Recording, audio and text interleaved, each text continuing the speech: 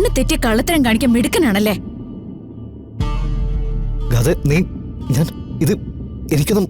എനിക്കൊന്നും മനസ്സിലാവുന്നില്ല. ഓ, അപ്പൊ നീ ഞങ്ങളുടെ പിന്നാലെ തന്നെ ഉണ്ടായിരുന്നു അല്ലേ?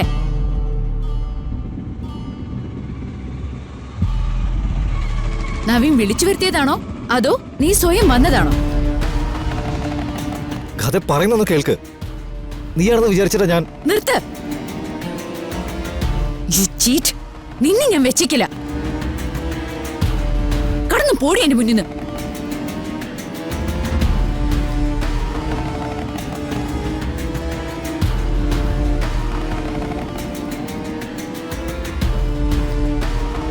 നവീന് ഞാൻ വേണോ അല്ലെങ്കിൽ അവള് വേണോ?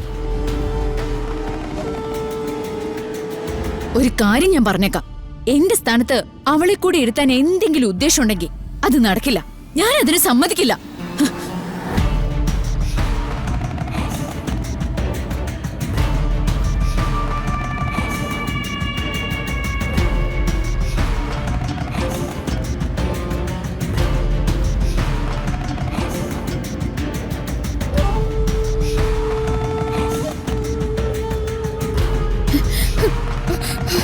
മമ്മി, ഇങ്ങനെ പോയാ ഞാൻ അവളെ കൊല്ലും.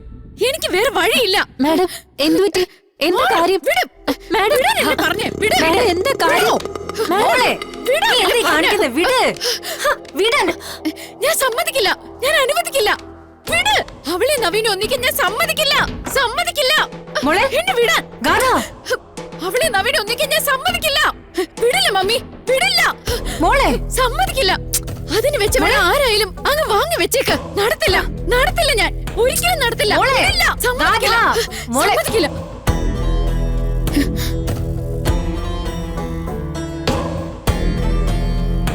നീ എന്തൊക്കെ ഭ്രാന്ത ഈ പാതിരാത്രി വിളിച്ചു പറയുന്നത്?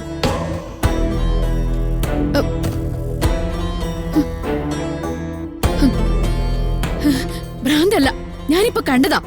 പുറത്ത് ഗാർഡനിൽ വെച്ച്